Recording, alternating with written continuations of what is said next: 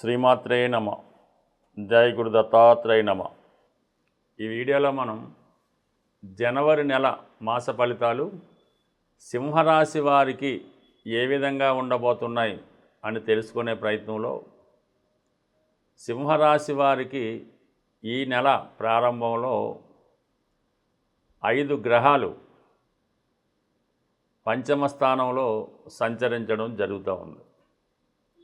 ఇందులో ప్రధానంగా పంచమ స్థానం అన్నది ఒక విధంగా కోణస్థానమై లక్ష్మీ స్థానం అయినప్పటికీ కూడా అందులో ప్రవేశించిన శుభగ్రహాలు ఒక విధమైన ఫలితాన్ని, పాపగ్రహాలు ఒక ఫలితాన్ని ఇవ్వడం జరుగుతూ ఉంటుంది.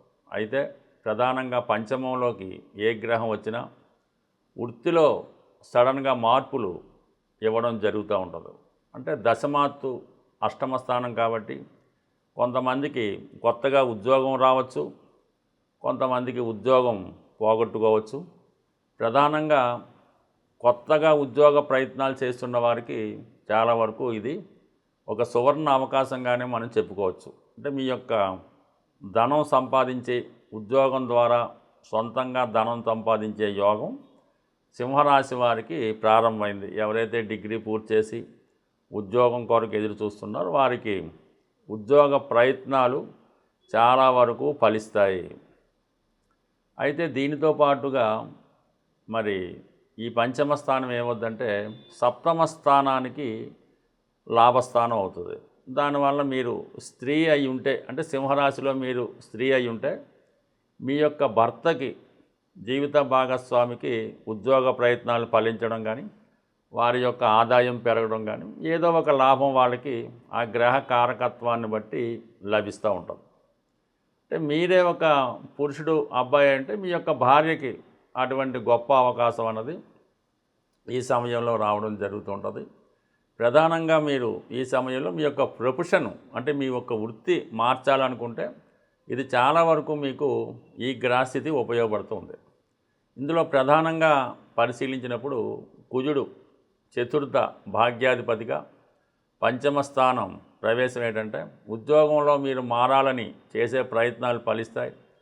మీ పిల్లల యొక్క అభివృద్ధి కొరకు మీరు చేసే ప్రయత్నాలు చాలా వరకు ఫలిస్తాయి. అంటే వాళ్ళకి ఏదైనా పెళ్లి సంబంధం సెటిల్ చేయడం కానీ, వారికి ఏదైనా కాలేజీలో సీటు ముందుగా రిజర్వ్ చేయడం కానీ, లేదంటే ఒక స్కూల్లోనో కాన్వెంట్లోనో సీటుని రిజర్వ్ చేసుకోవడం జరుగుతూ ఉంటుంది. లేదా పిల్లల పేరుతో మీరు కొంత స్థిరాస్తి సేకరించడం కానీ, వారి పేరుతో కొంత ఆస్తి రాయడం కానీ జరిగే అవకాశం ఉంది. బట్ ఏదో ఒక శుభకార్యం పిల్లల విషయంలో జరిగే అవకాశం ఉన్నది. స్వయంగా రాష్ట్రాధిపతిగా ఉన్నటువంటి రవి కూడా 5వ స్థాన సంచారం వల్ల వృత్తిపరంగా కొన్ని కఠిన నిర్ణయాలు తీసుకుంటారు. వృత్తిలో మారాలనే మీ ఆలోచన తప్పకుండా నెరవేరుతూ ఉంటుంది.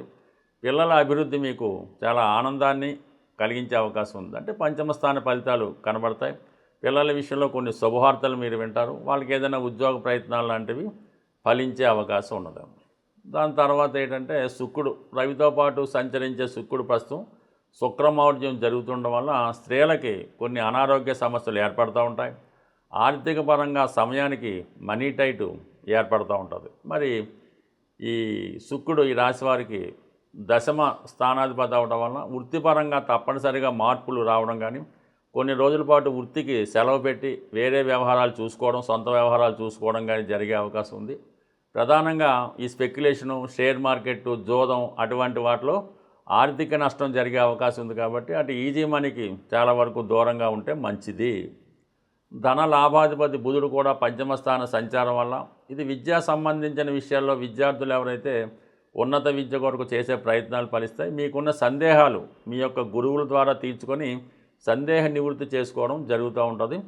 అలాగే కొత్తగా ఏదైనా ఉద్యోగ ప్రయత్నాలు కూడా చాలా వరకు నెరవేరుతాయి. ఇవన్నీ కూడా 15వ తారీఖు వరకే ఉంటాయి. ఈ 14వ తారీఖున రవి 6వ స్థానంలోకి మారడం వల్ల ఆటోమేటిక్గా ఇంటర్వ్యూలో విజయం లభిస్తుంది. శత్రువులపై సక్సెస్ సాధిస్తారు. ఆరోగ్యపరంగా కొంత శ్రద్ధ తీసుకుంటారు.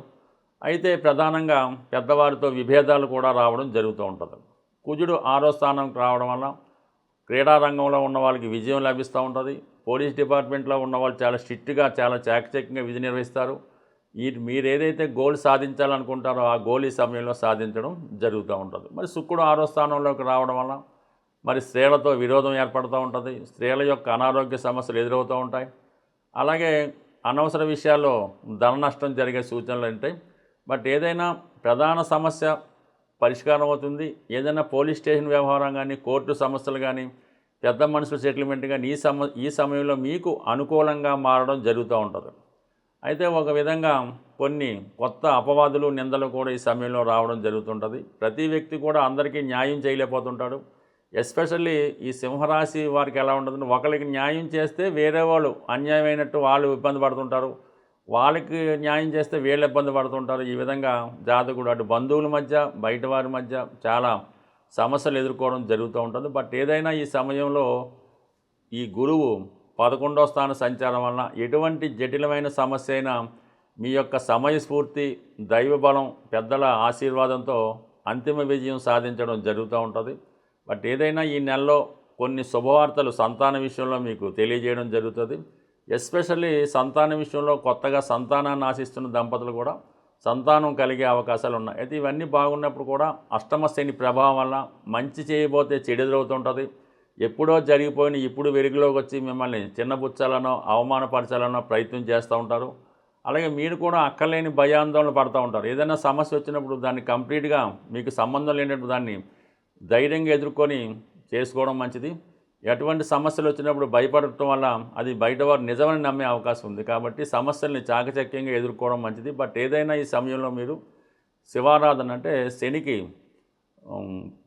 ఏంటంటే మనం ఇప్పుడు పరిహారం చేయించుకోవాల్సి ఉంటుంది. ఈ ప్రయత్నంలో మీరు శని భగవానుడికి తైలాభిషేకం కానీ, శివునికి రుద్రాభిషేకం లాంటిదో, శివునికి అభిషేకం లాంటిదో చేసుకోవడం వల్ల, నిరంతరం శివనామ స్మరణ చేయడం వల్ల, ప్రతిరోజు విభూతి ధారణ వల్ల ఈ అష్టమ శని ప్రభావం నుంచి మీరు బయటపడితే మిగతా గ్రహాలు మీకు అనుకూలంగా ఉపయోగపడడం జరుగుతుంది. జనవరి నెలలో ప్రధానంగా ఏంటంటే మనకి కొన్ని ముఖ్యమైనటువంటి ఇంపార్టెంట్ డేస్ రావడం జరుగుతూ ఉంటుంది. ఆ డేస్లో ఆ విధి విధానంగా ఆ కార్యక్రమాలు పూర్తి చేసుకుంటే జీవితంలో కొన్ని మలుపులు రావడం జరుగుతుంటుంది. ప్రధానంగా మనకి ఈ డిసెంబర్ 30వ తారీఖున మరి ముక్కోటి ఏకాదశి సందర్భంగా ఉత్తర ద్వార దర్శనం అన్నది జరుగుతూ ఉంటుంది. అంటే ఇది మామూలు విషయం అయితే కాదు. సాక్షాత్తు వైకుంఠంలో ఉన్నటువంటి మహావిష్ణువుని సందర్శించినంత పుణ్యఫలం దక్కుతూ ఉంటుంది. ఎవరైతే తీవ్రమైనటువంటి ఆర్థిక సమస్యలతో బాధపడుతుంటారో వాళ్ళు ఈ డిసెంబర్ 30వ తారీఖున ఈ ముక్కోటి ఏకాదశి నాడు మరి ఉత్తర ద్వారం గుండా ఆ విష్ణుమూర్తి వెంకటేశ్వర స్వామిని దర్శించడం వల్ల మీకున్నటువంటి సమస్త ఈతి బాధలు, ఆర్థిక సమస్యలు పరిష్కారం అవుతాయి. వీలైతే ఆ రోజు చాలా పవిత్రంగా ఉంటూ విష్ణు సహస్రనామాన్ని కానీ, గోవిందనామాలను కానీ వినటం ద్వారా మీ జీవితాన్ని ధన్యం చేసుకోవచ్చు. అలాగే జనవరి 31 అంటే ఇది డిసెంబర్ 30, జనవరి 31న శని త్రయోదశి రాబోతుంది. ఆ రోజు విధి విధానంగా శని భగవానుడికి తైలాభిషేకం జరిపించుకోవడం, ఎక్కువగా శివాలయంలో ఉన్నటువంటి శని భగవానుడికి తైలాభిషేకం చేసుకుంటే ఎక్కువ ఫలితం మీరు పొందుతారు. అదే రోజు అదే దేవాలయంలో ఉన్నటువంటి శివుడికి కూడా మరి అభిషేకం చేయించుకోవడం వల్ల కంప్లీట్గా ఆ శుభ ఫలితాలు మీరు పొందడం జరుగుతూ ఉంటుంది. మరీ ముఖ్యంగా జనవరి 25వ తారీఖున రథసప్తమి రాబోతుంది. ఆ రోజు మీకు ఉన్న ఆచారం ప్రకారం, మీ గ్రామ ఆచార ప్రకారం సూర్యదేవుణ్ణి మరి పాయసం తయారు చేసి నైవేద్యంగా పెట్టి పూజించడం వల్ల అనారోగ్య సమస్యలతో ఎవరైతే ఇబ్బంది పడుతున్నారో వాళ్ళు ఈ అనారోగ్య సమస్యల నుంచి బయటపడి సంపూర్ణ ఆరోగ్యవంతులు అవ్వడం జరుగుతూ ఉంటుంది. అలాగే ఇంకొక పూర్వకాలం ఆచరిస్తున్నటువంటి గొప్ప రెమెడీ ఏంటంటే, ఈ సంక్రాంతి అయిపోయిన తర్వాత జనవరి 17వ తారీఖున ముక్కనుమ అని వస్తూ ఉంటుంది. ఆ ముక్కనుమ రోజు ఎవరు ఇల్లు కదలకుండా, ఊళ్ళకి వెళ్లకుండా ఇంట్లోనే ఉంటారు. అంటే పూర్వకాలంలో ఎక్కువగా చేస్తూ ఉంటారు. ఆ రోజు ఈ బొమ్మల కొలువు అంటే మీ దగ్గర ఉన్నటువంటి బొమ్మలతో ఒక అలంకారంగా స్టాండ్ లాగా ఈ బొమ్మల కొలువు అన్నది ఏర్పాటు చేయడం జరుగుతూ ఉంటుంది. అందులో రాధాకృష్ణులు, శివపార్వతులు అనేక రకాల బొమ్మల్ని ప్రదర్శిస్తూ ఉండేవారు.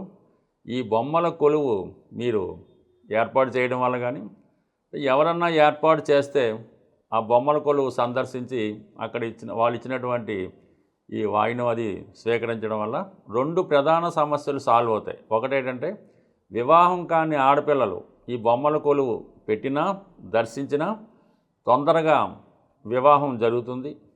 అలాగే ఎవరైతే సంతానం లేక ఇబ్బంది పడుతున్నారో వాళ్ళకి సంతాన భాగ్యం కూడా కలిగే అవకాశం ఉంటుంది. కాబట్టి వీలైతే మీ గ్రామంలో మీ పట్టణంలో ఒక్కసారి ఈ బొమ్మల కొలువుని సందర్శించి వాళ్ళు ఇచ్చినటువంటి ఆతిథ్యాన్ని కూడా స్వీకరించడం వల్ల కొన్ని అంటే ఇవి పురాతనంగా వస్తున్నటువంటి ఆచారాలు కాలగమనంలో కలిసిపోవడం జరుగుతూ ఉంటుంది. కాబట్టి ఈ చిన్న చిన్న పరిహారాలు పాటిస్తూ ప్రధానంగా ఈ జనవరి 15 నుంచే ఉత్తరాయణ పుణ్యకాలం స్టార్ట్ అవుతుంది. కాబట్టి ఈ సమయంలో మీరు ఏదైనా ఒక దీక్ష తీసుకొని ఒక సంకల్పం చేసుకొని ఒక భగవంతుణ్ణి ఎక్కువగా ఆరాధించడం వల్ల నమ్మడం వల్ల ఆ ఫలితం కూడా మీకు ఎక్కువగా వచ్చే అవకాశం ఉంది. బట్ ఏదైనా ఈ ఆచారాలు వ్యవహారాలు పాటించడం ఏదైనా ఎవరిదైనా ఆంగ్ల సంవత్సరాది కొత్తగా ప్రారంభమవుతుంది. కాబట్టి కొన్ని కొత్త అలవాట్లు చేసుకుంటే జీవితంలో కొన్ని కొత్త మార్పులు రావడానికి అవకాశం ఉంటుంది. స్వస్తి.